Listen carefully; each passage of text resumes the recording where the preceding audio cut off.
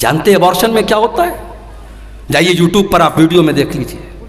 جب یہ ایبارشن ہوتا ہے تو الٹرا ساؤنڈ کے ذریعے یہ بتایا گیا، دکھایا گیا کہ اس معصوم بچے کو ماں کے پیٹ میں اس بے رحمی سے مارا جاتا ہے، اس کے بدن کے ٹکڑے ٹکڑے کیے جاتے ہیں. میرے بھائیوں، 1400 سال پہلے کے وہ جاہل وہ اپنی بیٹیوں کو ایک بار مارتے تھے اور پیدا ہونے کے بعد مارتے تھے، اور آج وہ بیٹی کا باپ اپنی بیٹی کو اس کی ماں کے پیٹ میں مار رہا ہے اور ڈاکٹر کے ذریعے مروا رہا ہے اور انجیکشن کے ذریعے مروا رہا ہے. آج کا انسان اس قدر گر چکا ہے. جس سماج میں بیٹیاں پیدا ہوتی تھیں تو سماج کے لیے کلنک مانی جاتی تھی. بیٹی پیدا ہوتی تھی، بیٹی کے باپ کا چہرہ کالا پڑ جاتا تھا. اللہ تعالیٰ نے قرآن میں نقشہ کھینچا ہے، وَإِذَا بُشِّرَ أَحَدُهُمْ بِالْأُنْثَى ظَلَّ وَجْهُهُ مُسْوَدًّا وَهُوَ كَظِيمٌ. جب اس کو بشارت سنائی جاتی تھی تیرے گھر میں بیٹی پیدا ہوئی ہے تو باپ کا چہرہ کالا پڑ جاتا تھا. يَتَوَارَى مِنَ الْقَوْمِ مِنْ سُوءِ مَا بُشِّرَ بِهِ. وہ اپنی قوم کو اپنا چہرہ نہیں دکھاتا تھا. أَيُمْسِكُهُ عَلَى هُونٍ أَمْ يَدُسُّهُ فِي التُّرَابِ. کہ کیا کہوں، اگر اس بیٹی کو پالتا ہوں تو سماج میں ذلیل ہونا پڑے گا، اور دوسرا راستہ یہ کہ اپنی بیٹی کو زندہ زمین میں گاڑ دوں. وہ زندہ زمین میں گاڑ دیتے تھے. میرے نبی نے آ کر کے بتایا کہ نہیں، بیٹی زمین میں گاڑنے والی چیز نہیں ہے. بیٹی تو رحمت ہوتی ہے، بیٹیاں تو انمول ہوتی ہیں. میرے نبی نے آ کے بتایا، من آلا جاریتین حتی تبلغا جا یوم القیامت انا وہو کہاتین. جس کو اللہ نے 2 بیٹیاں دے دی اور 2 بیٹیوں کی اس نے اچھی پرورش کر لی، دونوں بیٹیاں جوان ہو گئیں، ان کی اچھی جگہ اس نے شادی کر دی. اللہ کے نبی فرماتے ہیں 2 بیٹیوں کا باپ قیامت کے دن اس حال میں آئے گا جیسے یہ دونوں انگلیاں ایک دوسرے کے ساتھ ملی ہوئی ہیں، دونوں انگلیاں جیسے ایک دوسرے کے ساتھ سٹی ہوئی ہیں. وہ بیٹیوں کا باپ اپنے نبی کے ساتھ آئے گا قیامت کے دن. آپ نے قرآن کی آیت پڑھ کے سنائی ہے، وَإِذَا الْمَوْءُودَةُ سُئِلَتْ بِأَيِّ ذَنبٍ قُتِلَتْ. جب زندہ زمین میں گاڑی گئی لڑکی سے پوچھا جائے گا، جس بیٹی کو اس کے باپ نے زمین میں دبایا تھا، دفن کیا تھا، اس بیٹی سے پوچھا جائے گا بِأَيِّ ذَنبٍ قُتِلَتْ. اے بچی، تجھے تیرے ماں باپ نے کیوں مارا تھا؟ تیرے باپ نے تجھے کیوں قتل کیا تھا؟ میرے نبی نے آ کر کے دنیا کا سب سے بڑا پاپ قرار دیا کہ کوئی اپنی اولاد کو قتل کر دے. آج بھی قتل ہو رہی ہے اولاد. آج طریقہ بدل گیا ہے صاحب. وہ کیا کرتے تھے؟ پیدا ہونے کے بعد مارتے تھے. ہم پیدا بھی نہیں ہونے دیتے، ماں کے پیٹ میں مار دیتے ہیں. میرے پاس ایک لیڈی ڈاکٹر کا میسج آیا واٹس ایپ کے اوپر، حیدرآباد کی رہنے والی ہیں، ابھی نئی نئی ڈاکٹر ہوئی ہیں. کہنے لگی مولانا صاحب میرے پاس ایبارشن کے بہت سارے کیس آتے ہیں. کنواری لڑکیاں آ رہی ہیں، شادی نہیں ہوئی ہے، کسی کے ساتھ ناجائز تعلق ہوا، حمل ٹھہر گیا، آ کر کے ایبارشن کروا رہی ہیں. میں کیا کروں؟ میں نے کہا جائز نہیں ہے آپ کے لیے. میں نے کہا ایک ہی کنڈیشن میں یہ چیز جائز ہو سکتی ہے، شادی شدہ عورت ہے اور میاں بیوی کے درمیان تعلق ہوا اور سیریس کنڈیشن ہے، اگر حمل ٹھہرتا ہے اور پیدائش ہوتی ہے، عورت کی جان کو خطرہ ہے، تو وہاں شریعت کا اصول ہے کہ اگر ماں کو بھی خطرہ ہے اور بچی ماں کے پیٹ میں ابھی بچہ یا بچی جو بھی ہے، اگر اس کو اگر چھوڑا جاتا ہے تو ماں کی جان خطرے میں پڑے گی، تو ماں کو بچایا جائے گا اور اس حمل کو ساقط کر دیا جائے گا. وہ ایک سیریس کنڈیشن کی بات ہے، باقی ایبارشن کرنا جائز نہیں ہے. جانتے ایبارشن میں کیا ہوتا ہے؟ جائیے یوٹیوب پر آپ ویڈیو میں دیکھ لیجئے. جب یہ ایبارشن ہوتا ہے تو الٹرا ساؤنڈ کے ذریعے یہ بتایا گیا، دکھایا گیا کہ اس معصوم بچے کو ماں کے پیٹ میں اس بے رحمی سے مارا جاتا ہے، اس کے بدن کے ٹکڑے ٹکڑے کیے جاتے ہیں. میرے بھائیوں، 1400 سال پہلے کے وہ جاہل وہ اپنی بیٹیوں کو ایک بار مارتے تھے اور پیدا ہونے کے بعد مارتے تھے، اور آج وہ بیٹی کا باپ اپنی بیٹی کو اس کی ماں کے پیٹ میں مار رہا ہے اور ڈاکٹر کے ذریعے مروا رہا ہے اور انجیکشن کے ذریعے مروا رہا ہے. آج کا انسان اس قدر گر چکا ہے. میرے بھائیوں، آج عورتوں کے لوگ بات کرتے ہیں. ابھی 8 مارچ کو لوگوں نے کہا وومنس ڈے، مہیلا دیوس، مہیلا ادھیکار دیوس، عورتوں کو ادھیکار ملے. کون سے ادھیکار کی بات کرتے ہیں؟ فلسطین کے غازہ شہر میں ڈیلی ہزاروں عورتیں مر رہی ہیں. دودھ پلانے والی عورتیں بھوکی ہیں، ان کے بچوں کو پلانے کے لیے ان کے بدن میں طاقت نہیں، اپنے بچوں کو دودھ پلا سکے۔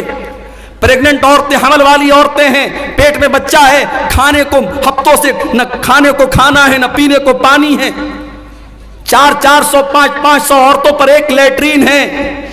وہ جانوروں جیسی زندگی وہ عورتیں گزار رہی ہیں، اور دنیا میں تہذیب کا ٹھیکیدار بنا ہے امریکہ، اور تہذیب کا ٹھیکیدار بنا ہے اسرائیل، اور یہ سب اس ظلم کو صحیح قرار دے رہے ہیں اور ظلم پر چپ ہیں، اور ان عورتوں پر ظلم ہو رہا ہے، اور یہ صاحب دنیا کو کہہ رہے ہیں مہیلا کے ادھیکار کا دیوس مناؤ، وومنس رائٹ ڈے مناؤ۔ یہ ڈھکوسلے ہے میرے بھائیوں۔ عورتوں کو اگر حق دیا ہے کسی مذہب نے تو اسلام نے دیا ہے۔ میری ماں اور بہنوں، اگر تاریخ اور اتہاس کے پنے اٹھا کے دیکھو تو تم اللہ کے نبی کا شکریہ ادا کرو گی، تم اسلام کا شکریہ ادا کرو گی کہ اسلام نے تمہیں جینے کا ادھیکار دیا ہے۔ اس دور میں تمہیں جینے کا ادھیکار نہیں تھا، پیدا ہونے کے بعد بیٹیوں کو مار دیا جاتا تھا، اس سماج میں اللہ کے نبی نے بیٹیوں کی پرورش پر جنت کی بشارت سنائی ہے۔ اماں عائشہ فرماتی ہیں، ایک دن میں گھر میں بیٹھی ہوئی تھی، ایک مانگنے والی آتی ہے، بھیک مانگنے والی آتی ہے، اس کے ساتھ 2 چھوٹی چھوٹی بچیاں ہیں۔ اس نے مجھ سے کچھ کھانے کو مانگا، میں نے گھر میں تلاش کیا، مجھے ایک کھجور ملی، میں نے وہ کھجور اٹھا کر کے اس عورت کو دے دی۔ اس عورت نے کھجور کے 2 ٹکڑے کیے اور دونوں بیٹیوں کو دے دیا، وَلَمْ تَأْكُلْ مِنْهَا شَيْئًا، اور خود کچھ نہیں کھایا۔ ماں ہوتی ہے میرے بھائی، ماں خود بھوکی رہتی ہے، بچوں کو کھلاتی ہے۔ جن کی مائیں زندہ ہیں ماں کی قدر کرو، ماں کے چلے جانے کے بعد ماں کی بڑی یاد آئے گی۔ ماں نے دونوں بچیوں کو دے دیا، خود کچھ نہیں کھایا۔ اما عائشہ یہ منظر دیکھ کر کے حیران ہو گئی۔ جب اللہ کے نبی گھر میں تشریف لائے، اما عائشہ نے کہا، اللہ کے نبی آج ایسا معاملہ آیا تھا، وہ بھوکی عورت تھی، وہ غریب عورت تھی، میں نے ایک کھجور اس کو دی، اس نے اپنی بچیوں کو کھلا دیا، خود کچھ نہیں کھایا۔ آپ نے فرمایا، اے عائشہ، من ابتلی من هذه البنات شيئا كن له سترا من النار۔ اے عائشہ، یہ بیٹیاں تو اللہ تعالیٰ کی طرف سے بہت بڑا امتحان ہوتی ہیں، بہت بڑی پریکشا ہوتی ہیں، اور جس کو اللہ تعالیٰ بیٹی دے کر کے آزماتا ہے اور اس امتحان میں وہ کھرا اتر جاتا ہے، وہ اس امتحان کو پار کر لیتا ہے، كن له سترا من النار، وہ بیٹیاں اپنے ماں باپ کو جہنم کی آگ سے بچانے کا کام کرتی ہیں۔ میرے نبی دنیا میں بیٹیوں کی کہ رکشک بن کر کے آئے، بیٹی بچاؤ کا نعرہ میرے نبی نے لگایا تھا۔ آج دنیا کی سرکاریں لگاتی ہیں بیٹی پڑھاؤ بیٹی بچاؤ، بیٹی پڑھاؤ اور بیٹی بچاؤ کا نعرہ تو میرے نبی نے لگایا تھا۔ مگر آج افسوس کی بات یہ ہے، سیمانچل کی دھرتی پر کہہ رہا ہوں، بڑے ذمہ داری کے ساتھ کہہ رہا ہوں، میں آپ کے اس علاقے میں فیمس ہو گیا ہوں۔ مجھ سے یوپی میں لوگ کہتے ہیں کہ مولانا آپ کا پروگرام کٹیہار میں بہت ہوتا ہے، پورنیہ میں بہت ہوتا ہے، سیمانچل کے علاقے میں بہت ہوتا ہے۔ حالانکہ ایسا بھی نہیں، بہت زیادہ نہیں ہوتا، لیکن چونکہ یوٹیوب وغیرہ پہ آ رہا ہے لوگوں کو لگتا ہے زیادہ ہوتا ہے۔ اس علاقے میں آتا ہوں، لوگ آپ مجھ سے محبت کرتے ہیں، نوجوان مجھ سے کہیں ملتے ہیں راستے میں، مولانا آپ کی تقریر ہم بہت سنتے ہیں، بڑی محبت کرتے ہیں، اچھی بات ہے۔ مگر ایک چیز میں آپ سے کہنا چاہتا ہوں، کبھی غور کرنا کہ ہماری اور آپ کی سماج میں جو عورتیں ہیں یہ دین سے اتنی دور کیوں ہیں؟ ان عورتوں کے دین سے دور رہنے کی وجہ کیا ہے؟ وجہ یہی ہے کہ آج ہماری عورتیں دین کی تعلیم نہیں حاصل کر رہی ہیں میرے بھائی۔ یا تو ہم ان کو پڑھاتے ہی نہیں، یا پڑھاتے ہیں اسکول میں پڑھاتے ہیں، کالج میں پڑھاتے ہیں، یونیورسٹی میں پڑھاتے ہیں، بی ایڈ کرا دیا، ایم اے کرا دیا، بی اے کرا دیا، ہماری بیٹیوں کو دین سکھانے والا کوئی نہیں ہے۔ اسی لیے سماج میں جتنے رسم و رواج ہیں انہی عورتوں کی وجہ سے چل رہے ہیں۔ جب تک آپ ان عورتوں کو دین نہیں سکھائیں گے، نبی نے فرمایا تھا بیٹی پڑھاؤ بیٹی بچاؤ، اللہ کے نبی نے فرمایا تھا طلب العلم فریضۃ علی کل مسلم، علم حاصل کرنا ہر مسلمان کے لیے کمپلسری ہے، انیوارہ ہے، ضروری ہے۔ ہر مسلمان چاہے وہ مرد ہو چاہے وہ عورت ہو، اس کے لیے دین کا سیکھنا ضروری ہے۔ رمضان کا مہینہ آ رہا ہے، اب کون کون سی چیزوں سے روزہ ٹوٹ جاتا ہے؟ معاف کیجئے گا، یہ صرف عبدالغفار سلفی کا جاننا ضروری نہیں، ہر آدمی کا جاننا ضروری ہے۔ انجیکشن سے روزہ ٹوٹتا ہے کہ نہیں ٹوٹتا ہے؟ طاقت کا انجیکشن لگانے سے روزہ ٹوٹتا ہے کہ نہیں ٹوٹتا ہے؟ کان میں دوا ڈالنے سے روزہ ٹوٹتا ہے کہ نہیں ٹوٹتا ہے؟ آنکھ میں ڈراپ ڈالنے سے روزہ ٹوٹتا ہے کہ نہیں ٹوٹتا ہے؟ پانی چڑھانے سے روزہ ٹوٹتا ہے کہ نہیں ٹوٹتا ہے؟ بلڈ دینے سے روزہ یہ مسائل ہیں میرے بھائی جن کا تعلق روزے سے ہے. آپ کو جاننا چاہیے, آپ کو اپنے علماء سے پوچھنا چاہیے. اللہ کے نبی نے فرمایا طلب العلم فریضۃ علی کل مسلم, علم کا حاصل کرنا ہر مسلمان کے اوپر فرض ہے. تو جس طریقے سے لڑکوں کو اور مردوں کو دین سیکھنا ضروری ہے, اسی طریقے سے عورتوں کو دین سیکھنا ضروری ہے. یہ 1400 سال پہلے یہ نعرہ میرے نبی نے لگایا تھا, بیٹی بچاؤ بیٹی پڑھاؤ. اور آگے بڑھیے, جس نبی کا ہم کلمہ پڑھتے ہیں, جس نبی کو ہم مانتے ہیں, کبھی غور کیا آپ نے اس نبی کی شان کیا ہے؟ ابھی ایک بہت بڑے ہندوستان کے مولانا کا بیان میں سن رہا تھا. جمعیت علماء ہند کے وہ سیکریٹری ہیں, صدر ہیں, بڑے بزرگ عالم ہیں, بڑی عزت کرتا ہوں میں ان کی. مولانا ارشد مدنی صاحب بوڑھے ہیں, بزرگ ہیں, ہندوستان میں مسلمانوں کے ایک نمائندہ عالم مانے جاتے ہیں. ان کا ایک بیان میں سن رہا تھا, اپنے طلبہ کو نصیحت کر رہے تھے کہ علماء دیوبند نے جو کہہ دیا ہے اس کو پتھر کی لکیر سمجھ کے اس کو پکڑ لو, کہیں اور مت جانا. کیا یہ تعصب نہیں ہے میرے بھائی؟ کیا یہ تعصب نہیں ہے کہ آپ نے اپنے علماء دیوبند کو اور اپنے علماء کو معصوم کا درجہ دے دیا کہ جو انہوں نے کہہ دیا وہ پتھر کی لکیر ہے؟ اہل حدیث اگر خلاف ہے تو اسی کے خلاف ہے میرے بھائی. اہل حدیث کا یہی دعویٰ ہے کہ اگر دنیا میں کوئی ایسی ہستی ہے جو معصوم ہے تو وہ ہستی ہے جناب محمد رسول اللہ صلی اللہ علیہ وسلم. اور مولانا الطاف حسین حالی نے 100 سال پہلے نقشہ کھینچا تھا اور کہا تھا نبی کو جو چاہیں خدا کر دکھائیں, اماموں کا رتبہ نبی سے بڑھائیں, مزاروں پہ جا جا کے نظریں چڑھائیں, شہیدوں سے جا جا کے مانگے دعائیں, نہ توحید میں کچھ فرق اس سے آئے, نہ اسلام بگڑے نہ ایمان جائے. بالکل صحیح کہا تھا مولانا الطاف حسین علی. ہماری قوم آج نبی کا مقام, نبی سے بڑھ کے اماموں کا مقام بتا رہی ہے. اپنے علماء دیوبند کو کہا جا رہا ہے ان کی ہر بات پتھر کی لکیر ہے. ارے علماء کی بات چھوڑ دو, اماموں کی بات چھوڑ دو, ارے میرے نبی کی شان تو یہ ہے کہ میرے نبی کے رہتے ہوئے اگر کوئی دوسرا نبی آ جائے تو اس کی بھی نہیں چلے گی. آئیے میں دلیل آپ کو دے دیتا ہوں. سورہ آل عمران میں اللہ نے فرمایا وَإِذَا خَذَ اللَّهُ مِيثَاقَ النَّبِيِّينَ, یاد کرو جب اللہ تعالیٰ نے سارے نبیوں سے وعدہ لیا, لَمَا آتَيْتُكُم مِّن كِتَابٍ وَحِكْمَةٍ, اے میرے نبیوں میں تم کو اپنی کتاب دے رہا ہوں, میں تم کو رسول بنا رہا ہوں. ثُمَّ جَاءَكُمْ رَسُولٌ مُّصَدِّقٌ لِّمَا مَعَكُمْ, اگر تمہاری زندگی میں میرا آخری نبی آ جائے گا, میرا آخری رسول آ جائے گا, لَتُؤْمِنُنَّ بِهِ وَلَتَنصُرُنَّهُ, تو تم میرے آخری نبی پر ایمان لاؤ گے, تم میرے آخری نبی کی مدد کرو گے. قال اقررتم واخذتم على ذلكم اسری, اللہ نے سارے نبیوں سے وعدہ لیا, سارے نبیوں سے ایگریمنٹ لیا کہ کیا تم اس بات کا اقرار کرتے ہو کہ نہیں کرتے ہو. قالوا اقررنا, سارے نبیوں نے کہا کہ ہاں اللہ میں اقرار کرتے ہیں. قال فاشهدوا وانا معكم من الشاہدین, اللہ نے فرمایا اے میرے نبیوں تم گواہ رہنا اور میں بھی اس بات کے اوپر گواہ ہوں. یہ ہے میرے نبی کا مقام. میرے نبی کے آ جانے کے بعد اب دنیا میں کسی اور نبی کی رسالت نہیں چلے گی, کسی اور نبی کی نبوت نہیں چلے گی. قیامت کے پہلے حضرت عیسیٰ علیہ السلام بھی دنیا میں آئیں گے تو وہ اپنی شریعت لے کر کے نہیں آئیں گے, اپنا لا لے کر کے نہیں آئیں گے, اپنا قانون لے کر کے نہیں آئیں گے. وہ بھی اگر پیروی کریں گے تو جناب محمد رسول اللہ صلی اللہ علیہ وسلم کے قانون کی پیروی کریں گے. میرے بھائیوں, حضرت عمر فاروق ایک مرتبہ تورات کا ایک نسخہ لاتے ہیں اور اس کو پڑھنے لگتے ہیں. تورات کا نسخہ لائے, پڑھنے لگے. اللہ کے نبی وہیں پر بیٹھے ہوئے اور اللہ کے رسول کا چہرہ غصے سے لال ہے. حضرت عمر کی نظریں تو کتاب کی طرف ہے, تورات کی طرف ہے, وہ نظر اٹھا کر کے اللہ کے رسول کا چہرہ نہیں دیکھ رہے ہیں. ابو بکر صدیق رضی اللہ تعالیٰ عنہ نے کہا کہ اے عمر ذرا اللہ کے نبی کا چہرہ دیکھ لے, کتنے غصے میں اللہ کے نبی. حضرت عمر نے دیکھا اللہ کے رسول کا غصے والا چہرہ, فوراً تورات کا وہ نسخہ زمین پر دے مارا اور کہا اعوذ باللہ من غضب اللہ, میں اللہ کی پناہ چاہتا ہوں اللہ کے غضب سے. رضیت باللہ ربا وبمحمد رسولا وبالاسلام دینا, میں اللہ کو اپنا رب مانتا ہوں, میں محمد صلی اللہ علیہ وسلم کو اپنا رسول مانتا ہوں اور میں اسلام کو اپنا دین مانتا ہوں. اس کے بعد اللہ کے نبی نے فرمایا والذی نفس محمد بیدہ، اس اللہ کی قسم جس کے ہاتھ میں محمد کی جان ہے، اے عمر کان کھول کر کے سن لو، لو بدا لکم موسیٰ، اگر آج موسیٰ علیہ السلام بھی دنیا میں آ جائیں اور تم مجھے چھوڑ کر کے موسیٰ علیہ السلام کی پیروی کرنے لگو، ان کے پیچھے پیچھے چلنے لگو گے، لَزَلَلْتُمْ عَنْ سَوَاءِ السَّبِيلِ، تو تم سیدھے راستے سے بھٹک جاؤ گے۔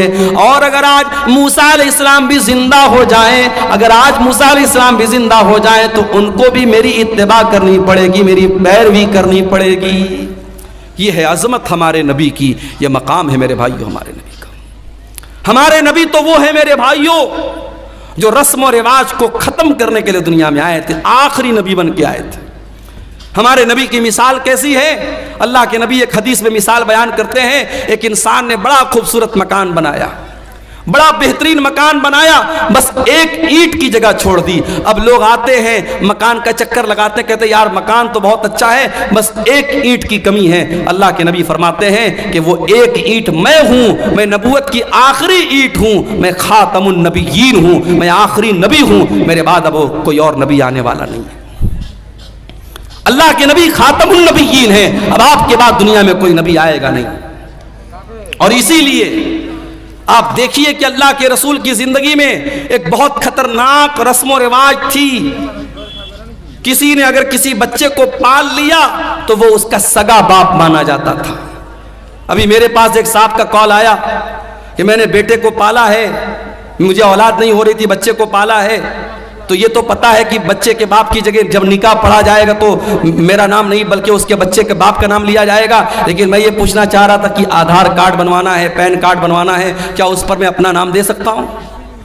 میں نے کہا بھائی یہ دیکھ لو، آپ اگر ٹیکنیکل مجبوری ہے آدھار میں اگر آپ اپنا نام ہی دے سکتے ہیں، بچے کے اوریجنل باپ کا نام نہیں دے سکتے، مجبوری ہے تو الگ بات ہے۔ شریعت تو یہی کہتی ہے کہ آپ کو اوریجنل باپ کا نام دینا پڑے گا، بچے کو پال لینے سے آپ بچے کے باپ نہیں بن جاتے، شریعت کا قاعدہ تو یہی ہے۔ اسی لیے مسلمانوں کے یہاں بچوں کو گود لینا بہت مشکل ٹف معاملہ ہے، اس لیے کہ اسلام بچے کو گود لینے پر اس کے اوریجنل باپ کا ہی نام اس کے نام کے ساتھ لگایا جائے گا، پالنے والے کا نام نہیں چلے گا۔ اسلام نے بڑی سختی کے ساتھ اس بات کا حکم دیا ہے۔ اللہ کے نبی نے حضرت زید کو بیٹے کی طرح پالا تھا اور اتنی محبت سے پالا تھا کہ لوگ زید ابن حارثہ کو زید بن محمد کہنے لگے، اللہ کے رسول کا بیٹا کہنے لگے۔ اور حضرت زید کی شادی جب حضرت زینب کے ساتھ ہوئی اور میاں بیوی میں جب اچھی طریقے سے نباہ نہیں ہو پایا اور حضرت زید نے اپنی بیوی کو طلاق دے دیا، اللہ نے حکم دے دیا اے محمد صلی اللہ علیہ وسلم آپ حضرت زینب کی عدت پوری ہو جانے کے بعد ان سے نکاح کر لے۔ غور کرو میرے بھائیو، اس زمانے کے رواج کے حساب سے حضرت زینب اللہ کے نبی کی بہو لگتی تھیں، حضرت زید کی بیوی تھیں، آپ کی بہو لگتی تھی اس زمانے کے رواج کے حساب سے۔ اور اللہ تعالیٰ کی طرف سے یہ حکم دیا گیا کہ آپ زینب سے نکاح کر لیجئے۔ اللہ کے نبی گھبرانے لگے، لوگ مجھے تانا ماریں گے، لوگ مجھے برا بھلا کہیں گے، میں کیا جواب دوں گا؟ اللہ نے فرمایا یا ایھا النبی لا تطع الکافرین والمنافقین، اے نبی آپ کافروں کی پیروی نہ کریں، منافقوں کی پیروی نہ کریں۔ اے نبی اللہ نے جو حکم دیا آپ اس حکم کو مان لے۔ وَتَخْشَى النَّاسَ وَاللَّهُ أَحَقُّ أَن تَخْشَاهُ، اے نبی آپ کو لوگوں سے ڈرنے کی ضرورت نہیں ہے، آپ کو اللہ سے ڈرنا ہے، اللہ سے ڈریے آپ۔ نبی نے شادی کر لی حضرت زینب بنت جہش سے۔ اللہ کے نبی نے جب ان کی طلاق ہو گئی، عدت پوری ہو گئی، اللہ کے نبی نے شادی کر لی۔ اب جیسے ہی شادی ہو گئی، اب اللہ کے نبی کے اوپر منافقین کی طرف سے اعتراض ہونے لگا، یہودیوں کی طرف سے اعتراض ہونے لگا، صاحب انہوں نے تو اپنی بہو سے نکاح کر لیا۔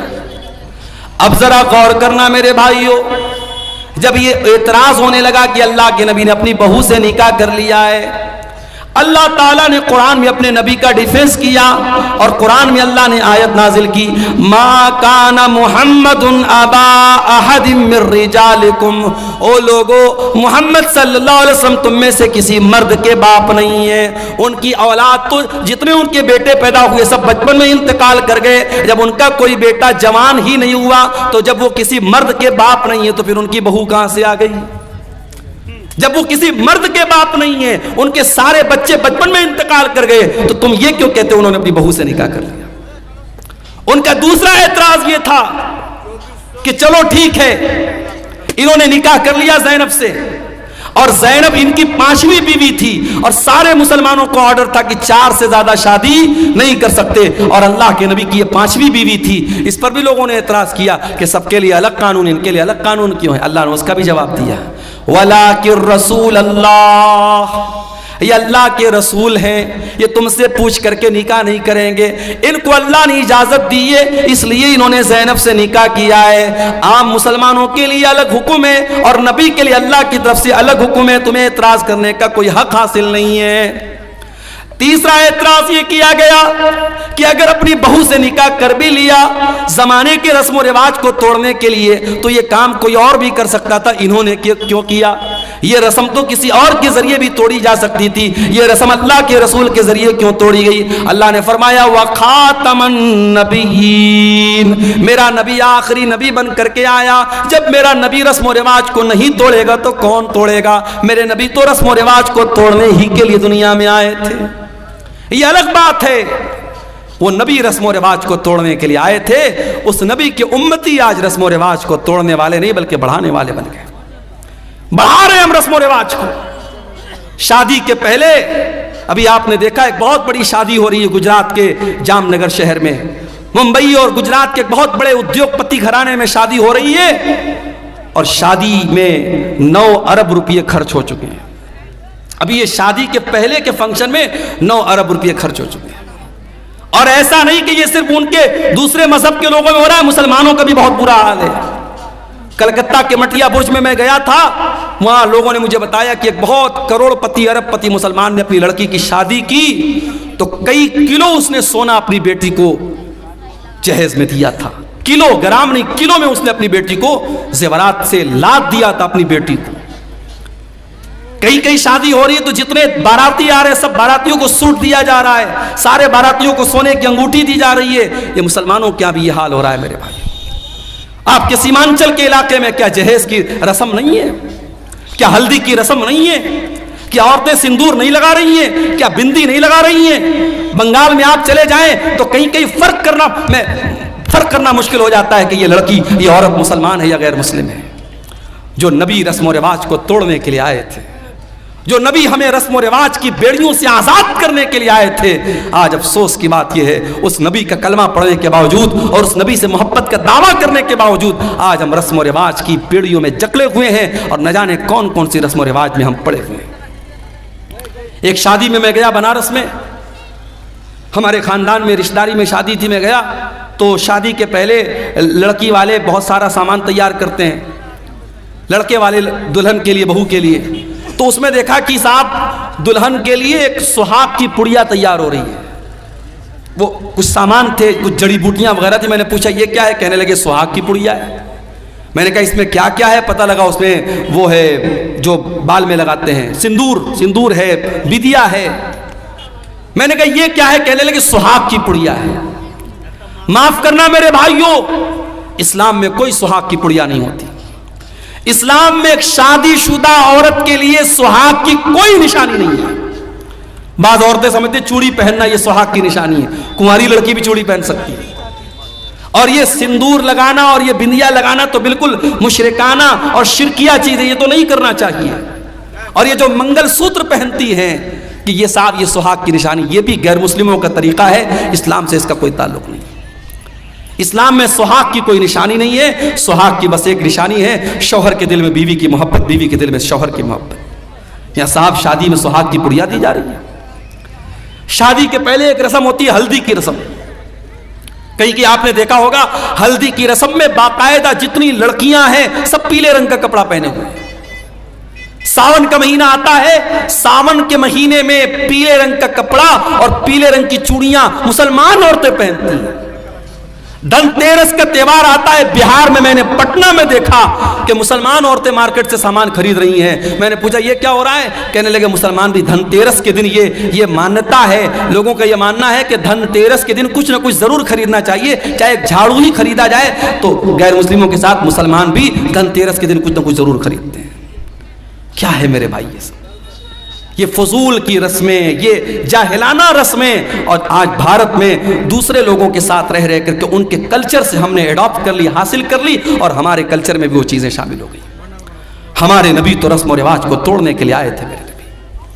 ہمارے نبی کی شان تو یہ ہے، ہمارے نبی کا مقام تو یہ ہے کہ جب آپ معراج کے سفر پہ گئے تو بیت المقدس میں سارے نبیوں کی موجودگی میں اگر امامت کسی نے کرائی ہے، سارے نبیوں کا امام اگر کوئی بنا ہے تو جناب محمد رسول اللہ صلی اللہ علیہ وسلم بنے ہیں۔ سارے نبیوں کو آپ نے نماز پڑھائی، اور جب آپ دنیا میں تشریف لائے اور آپ نے مکہ کے کافروں کو بتایا کہ میں راتوں رات میں خانہ کعبہ سے مسجد اقصیٰ تک گیا اور وہاں سے میں نے ساتوں آسمان کی سیر کی، تو مکہ کے کافروں نے کہا کہ اے محمد ہم تمہاری بات کو کیسے سچ مان لیں؟ جو سفر کرنے میں ہم کو 2 مہینہ لگتا ہے تم کہہ رہے ہو تم راتوں رات ہو کر کے چلے، ہم کیسے مان لیں؟ تو کچھ کافروں نے اللہ کے نبی کا امتحان لینے کے لیے کہا کہ اے محمد یہ بتاؤ کہ تم بیت المقدس گئے تھے؟ آپ نے کہاں گئے تھے؟ کہا تم نے دیکھا تھا؟ کہاں دیکھا تھا؟ کہا اچھا یہ بتاؤ بیت المقدس میں کتنے دروازے ہیں، کتنی کھڑکیاں ہیں، کتنے روشن دان ہیں؟ بیت المقدس کے پورب میں کیا ہے، اس کے پچھم میں کیا ہے، اس کے اتر میں کیا ہے، اس کے دکھن میں کیا ہے، اس میں کتنے دروازے ہیں؟ اب ظاہر ہے آپ کے گاؤں میں پہلی مرتبہ آیا ہوں اور آپ مجھے اپنی مسجد میں نماز پڑھنے کے بعد جلسے میں لے کے چلے آئیں، اور پھر اس کے بعد میں 1 سال کے بعد آپ سے ملوں یا 1 مہینے کے بعد آپ سے ملوں اور آپ کے مولانا صاحب آپ سورا ڈانگی آئے تھے ہماری مسجد میں، آپ آئے تھے، بتائیے مسجد میں کھمبے کتنے تھے، مسجد میں پنکھے کتنے تھے؟ میں کیسے بتا پاؤں گا بھائی؟ میں مسجد میں پنکھے گننے تھوڑی گیا تھا، میں کھمبا گننے تھوڑی گیا تھا، میں نماز پڑھنے گیا تھا، چلا آیا۔ مکہ کے کافروں نے اللہ کے نبی سے ایسے سوالات کرنے شروع کر دیے۔ اللہ کے نبی فرماتے میں بہت پریشان ہو گیا کہ میں ان کے سوالوں کا کیا جواب دوں؟ اگر جواب نہیں دیتا ہوں تو یہ مجھے جھوٹا بنا دیں گے کہ صاحب یہ تو جھوٹ بول رہے ہیں، اور جواب میں دوں تو کیسے دوں، مجھ کو تو یاد بھی نہیں ہے۔ تو اللہ تبارک و تعالیٰ نے دنیا کا پہلا ویڈیو اللہ کے نبی کے سامنے لا کے رکھ دیا۔ اللہ کے نبی فرماتے ہیں کہ بیت المقدس کا پورا ویڈیو، میں ویڈیو اپنی زبان میں کہہ رہا ہوں، اللہ کے نبی نے فرمایا کہ بیت المقدس کا پورا ویو، پورا منظر میرے سامنے رکھ دیا گیا، اور جو جو وہ سوال کرتے تھے بیت المقدس کا وہ منظر اللہ تعالیٰ میرے سامنے لے آتا تھا۔ وہ پوچھتے تھے کتنے دروازے ہیں، میں گن کے بتا دیتا تھا اتنے دروازے۔ وہ پوچھتے تھے کتنے کھمبے ہیں، میں گن کے بتا دیتا تھا اتنے کھمبے ہیں۔ یہ ہمارے نبی کی شان ہے میرے بھائی۔ ہمارے نبی تو وہ نبی ہیں جو دنیا میں پتھر کھاتے ہیں، جو دنیا میں ظلم سہتے ہیں، کس کے لیے؟ ہمارے اور آپ کے لیے۔ وہ نبی مانوتا کو بچانے کے لیے، انسانیت کو بچانے کے لیے آئے تھے۔ وہ نبی انسانیت کے محسن تھے میرے پیارے ساتھیوں۔ ہماری اور آپ کی زندگی کا مقصد ہے اپنے بچوں کے لیے محنت کرنا، اچھا مکان بنانا، بینک میں سیونگ کرنا، پراپرٹی خریدنا، اپنے بچوں کو اچھا فیوچر دینا۔ میرے نبی کا مشن کیا تھا؟ میرے نبی کا مشن صرف ایک تھا، فَلَعَلَّكَ بَاخِعٌ نَفْسَكَ عَلَىٰ آثَارِهِمْ إِن لَّمْ يُؤْمِنُوا بِهَٰذَا الْحَدِيثِ أَسَفًا۔ اے نبی آپ کو لوگوں کے ایمان لانے کی اتنی چنتا، اتنی فکر ہے، کہیں آپ اپنی جان نہ دے دیں۔ اے نبی لوگوں کے ایمان لانے کی چنتا میں کہیں اپنی جان نہ دے دے، آپ کو اتنی فکر ہے لوگوں کے ایمان لانے کی۔ آپ نے طائف میں پتھر بھی کھائے ہیں، آپ نے مکہ سے طائف کا 100 کلومیٹر کا سفر پیدل طے کیا ہے۔ آپ طائف گئے، طائف کے لوگوں نے آپ کا کلمہ نہیں پڑھا بلکہ آپ کے دشمن بن گئے۔ آپ کے اوپر ایمان لانا تو بڑی دور کی بات ہے، انہوں نے آپ کا مذاق اڑایا۔ آپ جب طائف سے نکل کر کے جانے لگے، طائف کے ان لوگوں نے اللہ کے نبی کے اوپر پتھر برسائے، میرے نبی کے جسم کے اوپر اتنے پتھر برسائے گئے، آپ کے جسم سے خون بہنے لگا، اور خون بہ بہ کر کے آپ کے جوتے میں جم گیا۔ میرے پیارے بھائیو، اس نبی نے پتھر بھی کھائے ہیں تو ہمارے اور آپ کے لیے کھائے ہیں۔ وہ نبی ہمارے اور آپ کے لیے محسن بن کر کے آئے تھے۔ اسی لیے اللہ تعالیٰ قرآن کریم میں کہتا ہے وَمَا أَرْسَلْنَاكَ إِلَّا رَحْمَةً لِّلْعَالَمِينَ۔ او لوگو، ہم نے تم کو وہ نبی دیا ہے جو ساری کائنات کے لیے رحمت بن کر کے آئے تھے، رحمت بن کر کے آئے تھے۔ اور یہ مت سمجھو کہ نبی صرف انسانوں کے لیے رحمت بن کر کے آئے تھے، نبی تو جانوروں کے لیے بھی رحمت بن کر کے آئے تھے۔ ابھی کھیریا ہاٹ سے ہم گزرے، ہمارے ایک بھائی نے کہا مولانا صاحب یہاں مویشیوں کی مارکیٹ لگتی ہے، اور جو جانور کو جو بیچنے والے ہوتے بڑا ظلم کرتے ہیں جانوروں کے ساتھ۔ واللہ جب ہم یہ سنتے ہیں تو تکلیف ہوتی ہے۔ ہمارے نبی نے جانوروں کے ساتھ بھی ظلم کرنے کی تعلیم نہیں دی ہے۔ ارے جس نبی کے امتی جانور کے ساتھ ظلم نہیں کر سکتے، اس نبی کے امتی آتنکوادی اور دہشت گرد کیسے ہو سکتے؟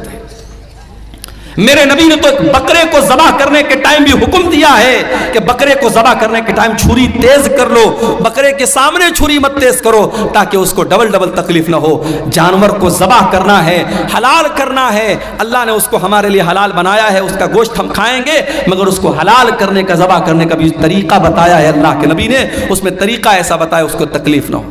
اور آج میڈیکل سائنس بھی یہ کہتی ہے کہ جو جھٹکے سے جانور کو مارتے ہیں، کبھی آپ یوٹیوب پر دیکھیے، جو جھٹکے سے جو مارا جاتا ہے اور گردن کے اوپر ایسے جو ہے وہ جو چاپڑ ہوتا ہے اور اس سے مارتے ہیں، تو وہ جو طریقہ جانور کو مارنے کا ہوتا ہے اور جو اسلام کا طریقہ ہے گلے پر چھری چلانے کا، دونوں میں بہت فرق ہے۔ اور اسلامی طریقے میں جانور کی جان فوراً نکل جاتی ہے، اس کو تکلیف نہیں ہوتی۔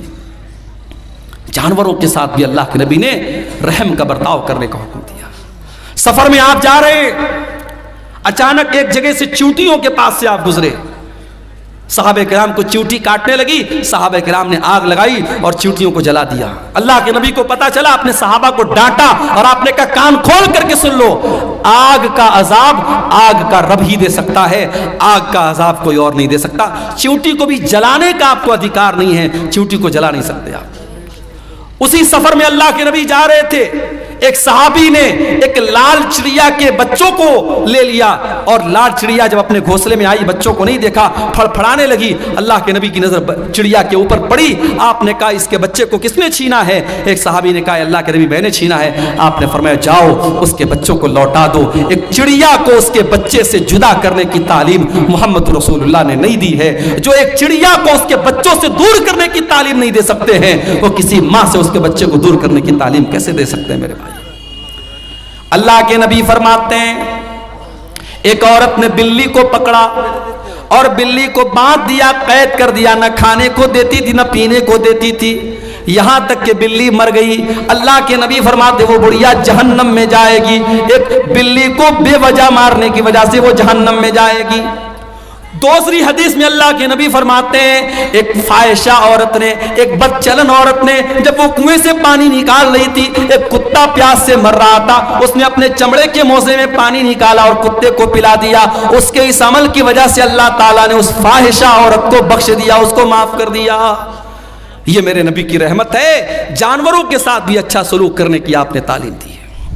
اور جانور ہی نہیں، میرے نبی تو بے جان چیزوں کے لیے بھی رحمت بن کر کے آئے۔ وہ حدیث آپ نے سنی ہوگی، اللہ کے نبی کھجور کے تنے پر کھڑے ہو کے خطبہ دیتے تھے۔ ایک عورت کی نظر پڑی، اس نے دیکھا اللہ کے نبی کھجور کے تنے پر کھڑے ہو کے خطبہ دیتے ہیں۔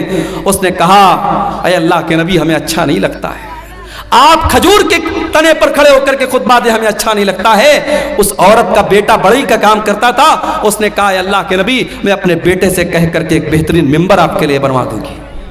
پتہ یہ چلا کہ آپ کے علماء اور آپ کے رہنما اگر تکلیف میں اور مصیبت میں ہیں تو آپ یہ مت کہہ کے پلہ جھاڑ دیجئے کہ صاحب ہم سے کیا مطلب ہے، اگر آپ کے علماء کو ضرورت ہے آپ کی تو آپ ان کی مدد کیجئے۔ صحابہ کرام اپنے نبی کو اگر دیکھتے تھے کہ یہاں میرے نبی کو کسی چیز کی ضرورت ہے تو صحابہ کرام اپنے نبی کی مدد کرتے تھے۔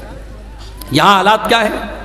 لاک ڈاؤن لگا، مسجدوں میں پڑھانے والے امام اور مدرسے میں پرائیویٹ پڑھانے والے ٹیچر 5,000 10,000 جن کی تنخواہیں تھیں، لاک ڈاؤن میں ان کی تنخواہیں بند ہو گئی۔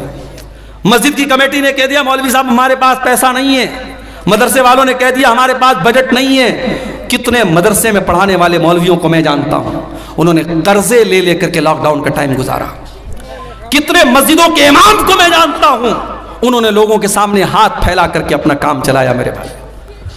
اور آج جب لاک ڈاؤن ختم ہو گیا اور زندگی نارمل ہو گئی، انہی مولویوں نے اور انہی اماموں نے یہ طے کر لیا کہ آج کے بعد ہم مدرسے میں نہیں پڑھائیں گے، ہم کی کوئی چھوٹی موٹی دکان کر لیں گے، کوئی چھوٹا موٹا بزنس کر لیں گے، کوئی کاروبار کر لیں گے، مگر ہم یہ غلامی کی زندگی نہیں گزاریں گے، یہ غلامی کی زندگی نہیں بسر کریں گے۔ میرے بھائیوں، اپنے اماموں کا اپنے علماء کا خیال رکھو۔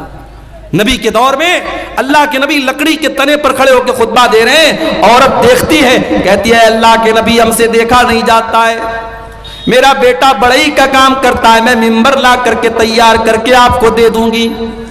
اگلا جمعہ آیا، خطبہ جمعہ کے لیے اللہ کے نبی مسجد میں آئے، دیکھا ممبر آ کے رکھا ہوا ہے اور کھجور کا تنا کونے میں پڑا ہوا ہے۔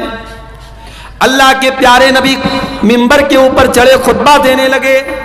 حدیث کے الفاظ ہے، بخاری کی روایت ہے، فصاحت النخلا، کھجور کے تنے سے رونے کی آواز آنے لگی، کھجور کے تنے سے رونے کی آواز آنے لگی۔ اللہ کے نبی ممبر سے اترے اور اس کھجور کے تنے کو اپنے سینے سے لگایا۔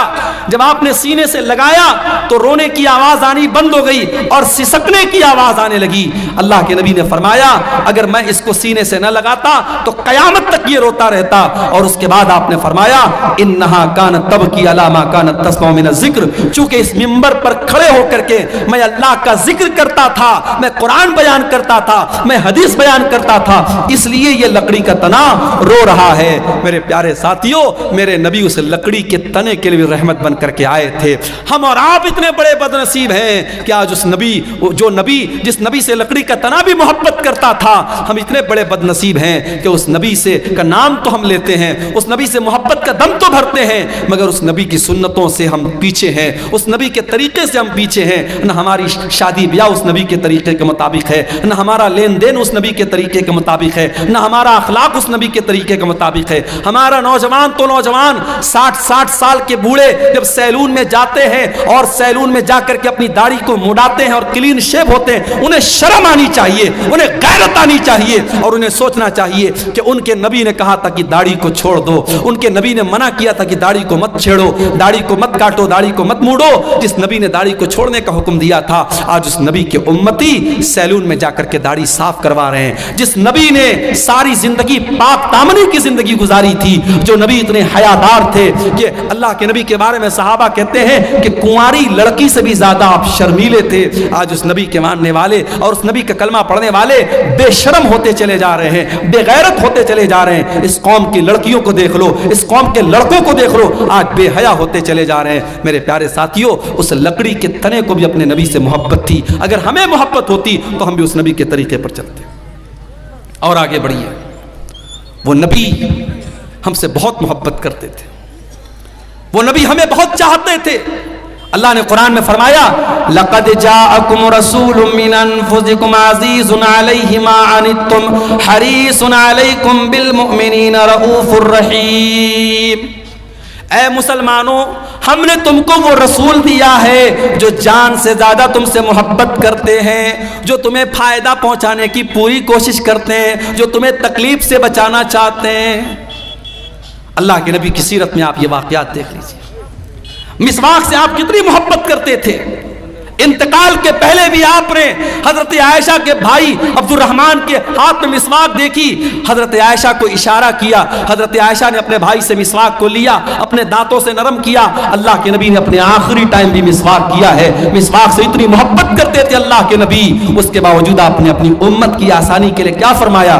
لولا ان اشق علی امتی لامرتهم بالسواک عند کل صلاۃ۔ اگر میں اپنی امت کے لیے پریشانی نہ سمجھتا، اگر میں اپنی امت کے لیے مصیبت نہ سمجھتا تو میں مسواک کو کمپلسری کر دیتا، ضروری کر دیتا، لیکن اگر میں مسواک کو ضروری کر دیتا میری امت پریشانی میں پڑ جاتی، اس لیے مسواک کو آپ نے ضروری قرار نہیں دیا۔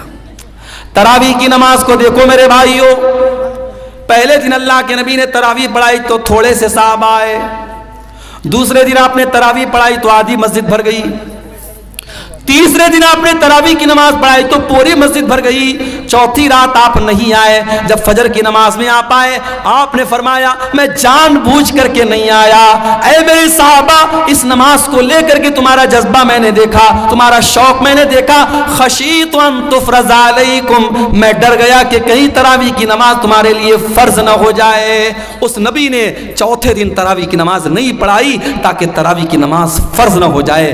میرے بھائیوں، وہ نبی ہم سے اتنی محبت کرتے تھے، ہماری آسانی چاہتے تھے۔ وہ نبی معراج کے سفر میں آپ گئے، 50 ٹائم کی نماز آپ کو ملی، آپ واپس آئے، موسیٰ علیہ السلام سے ملاقات ہوئی، موسیٰ علیہ السلام نے کہا کہ اے محمد صلی اللہ علیہ وسلم کتنا آپ کو کیا حکم ملا اللہ تعالیٰ کی طرف سے؟ کہا کہ 50 ٹائم کی نماز ملی۔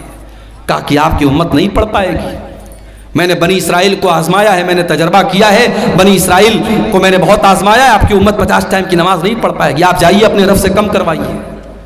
اگر اللہ کے رسول کو خود پڑھنا ہوتا 50 پڑھنے میں آپ کو کوئی دقت نہیں تھی، اپنی امت کی آسانی کے لیے آپ گئے اور 50 میں 10 کم کروا کے 40 لے کے آئے۔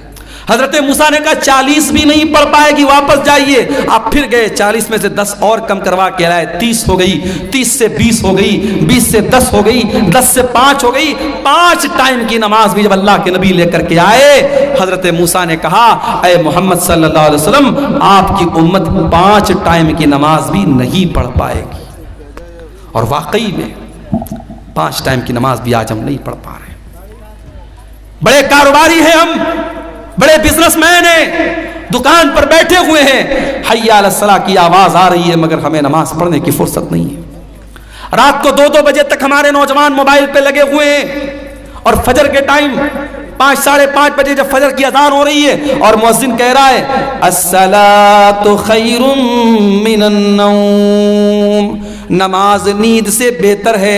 2 بجے تک 3 بجے تک رات میں جاگنے والا مسلمان فجر کی نماز میں سویا ہوا ہے۔ میرے پیارے بھائیوں، موسیٰ علیہ السلام کو کتنا بہترین تجربہ تھا اپنی قوم کا، انہوں نے کہا آپ کی امت 5 ٹائم کی نماز بھی نہیں پڑھ پائے گی۔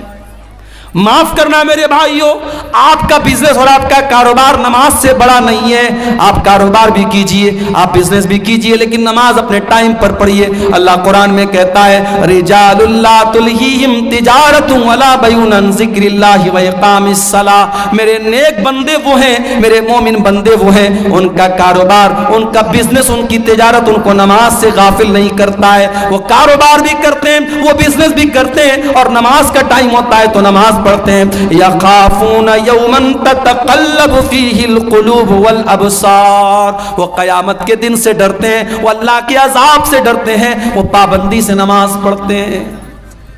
نماز کے سلسلے میں آپ کوئی ڈھیلائی مت کیجئے میرے بھائیوں۔ سعودی عرب کا ایک واقعہ ایک عالم نے لکھا وہاں کے کہ ایک مرتبہ میں فلائٹ میں سفر کر رہا تھا اور میرے ساتھ ایک فوج کا ریٹائر کرنل تھا جو پہلے فوج میں کام کرتا تھا، میرے ساتھ وہ بیٹھا تھا۔ کہتے میں نے فلائٹ میں سفر کیا، فلائٹ سے ہم لوگ اترے، ایئرپورٹ پر کافی دیر تک ہم بیٹھے تھے، دوسری فلائٹ کا انتظار کر رہے تھے۔ میں نے ایک بات نوٹس کی کہ تھوڑی دیر پر وہ انسان کسی کو فون کرتا ہے اور کہتا ہے کہ بیٹا آپ نے نماز پڑھ لیا؟ بار بار ظہر کا ٹائم آیا بیٹے سے پوچھ رہا ہے نماز پڑھ لیا، عصر کا ٹائم آیا بیٹا پوچھ رہا ہے نماز پڑھ لیا۔ میں نے پوچھا یہ کس سے آپ بار بار پوچھ رہے ہیں؟ فوج کا ریٹائر کرنل تھا سعودی عرب کا، اس نے اس مولانا کو جواب دیا کہ ہاں یہ میں اپنے بیٹے کو کال کرتا ہوں، اور میں ہر نماز کے ٹائم میرا معمول ہے اپنے بیٹے کو کال کر کے پوچھتا ہوں کہ تو نے نماز پڑھی کہ نہیں پڑھی ہے۔ تربیت اس کو کہتے ہیں میرے بھائی، اپنے بچوں کو اچھا کھلا دینا، اچھا پہنا دینا، اچھے اسکول میں ایڈمیشن کرا دینا، ان کے گھر بنا دینا، ان کے لیے LIC لے لینا، ان کے لیے بینک بیلنس بنا دینا۔ معاف کرنا، تربیت یہی نہیں ہے، تربیت یہ بھی ہے کہ آپ اپنے بچوں کی آخرت کی فکر کریں، اپنے بچوں کی نماز کی فکر کریں۔ اسی لیے اللہ قرآن میں کہتا ہے وَأْمُرْ أَهْلَكَ بِالصَّلَاةِ وَاسْتَبِرْ عَلَيْهَا، خود بھی نماز کی پابندی کرو اور اپنے بچوں کو نماز کا پابند بناؤ۔ اللہ کے نبی فرماتے ہیں مُرُوا أَوْلَادَكُمْ بِالصَّلَاةِ وَهُمْ أَبْنَاءُ 7 سنین، جب تمہارے بچے 7 سال کے ہو جائیں ان کو نماز کا حکم دو، وَاضْرِبُوهُمْ عَلَيْهَا، اور جب 10 سال کے ہو جائیں اور نماز نہ پڑھے تو ان کی پٹائی کرو۔ اچھا 7 سال کے بچے کو پیٹنے کا حکم نہیں دیا اللہ کے نبی نے؟ ہمارے ہاں 6 سال کے بچے اسکول جاتے ہیں، سردی کے موسم میں 5 بجے اسکول کی وین آتی ہے، ماں زبردستی، بچہ آنکھ مل رہا ہے، اس کی نیند ابھی لگ رہی ہے، ماں تیار کرتی ہے، ڈریس پہناتی ہے، اسکول کا بیگ دیتی ہے، زبردستی اس کو وین میں بٹھاتی ہے۔ میرے بھائیوں یہ سسٹم صحیح نہیں ہے۔ 7 سال تک تو چائنا میں اور جاپان میں آپ دیکھ لیں، 7 سال تک کے بچوں کو تو ایسے ہی کھیل کھیل میں پڑھایا جاتا ہے، بچوں کو مارا نہیں جاتا، بچوں کو پیٹا نہیں جاتا۔ یہ سبق دیا تھا جناب محمد رسول اللہ صلی اللہ علیہ وسلم نے، 7 سال کا بچہ ہے، پیار سے سمجھاؤ، محبت سے سمجھاؤ۔ ہاں 10 سال کا ہو گیا، اب اس کے بستر الگ کر دو۔ 10 سال کا لڑکا ہو گیا، 10 سال کی لڑکی ہو گئی، ایک بستر پہ مت سلاؤ۔ 2 لڑکے ہیں ایک بستر پہ مت سلاؤ، بستر الگ کر دو، چادر الگ کر دو، کمبل الگ کر دو۔ ہمیں بڑی حیرت ہو رہی ہے صاحب، 10 سال کا لڑکا ہو گیا تو کیا ہو گیا، ہم بستر کیوں الگ کر دیں؟ اسلام وہاں سے شروع ہوتا ہے جہاں سے آپ کے سوچنے کی سرحدیں ختم ہو جاتی ہیں، اسلام وہاں سے شروع ہوتا ہے میرے بھائی۔ 10 سال کا لڑکا جو ہوتا ہے سمجھدار ہونے لگتا ہے، اس کے اندر فزیکل چینجز آنے لگتے ہیں. 10 سال کی لڑکی اب دھیرے دھیرے بالغ ہو رہی ہے. اسلام نے کتنا پاکیزہ مذہب ہے. 10 سال کا لڑکا یا لڑکی ہو جائے, اسلام کہتا بستر الگ کر دو تاکہ اب وہ جوانی کی طرف جب بڑھیں تو ان کے دل میں کوئی غلط خیال نہ آئے, اور ایک بستر پہ اگر سوئیں گے تو ان کے دل میں غلط خیالات پنپ سکتے ہیں. اسلام نے بستر کو الگ کرنے کا حکم دیا, اور اللہ کے نبی نے کہا 10 سال کا بچہ ہو جائے اور نماز نہ پڑھے تو اس کی پٹائی کرو. ہمیں وہ نبی ملے ہیں میرے بھائیوں, وہ نبی ملے ہیں جو ہم سے اتنی محبت کرتے ہیں, ہمیں ایسی شریعت دے کر کے گئے, ایسا دین دے کر کے گئے, اس دین میں قدم قدم پر ہمارے لیے آسانی ہے میرے بھائی. ابھی ہم نے دیکھا دلی کے اندر جو واقعہ ہوا کہ سڑک پر لوگ نماز پڑھ رہے ہیں اور پولیس والے نے اپنے جوتے سے نمازی کو مارا. ہمیں بڑا غصہ آیا, بڑا جلال آیا, مگر ہم یہاں پر یہ بات یہ بھی کہیں گے, یہ اسلام کی تعلیم نہیں ہے کہ آپ پبلک پلیس میں نماز پڑھیں.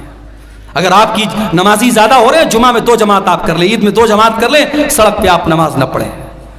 ہم اپنے مسلمان بھائیوں کو یہ سمجھائیں گے کہ آپ کا سڑک پر نماز پڑھنا صحیح نہیں ہے, لیکن ہم ساتھ میں اپنے سرکار سے, حکومت سے یہ بھی کہیں گے کہ یہ بھارت میں قانون ایک ہونا چاہیے, 2 طریقے کا قانون نہیں ہونا چاہیے.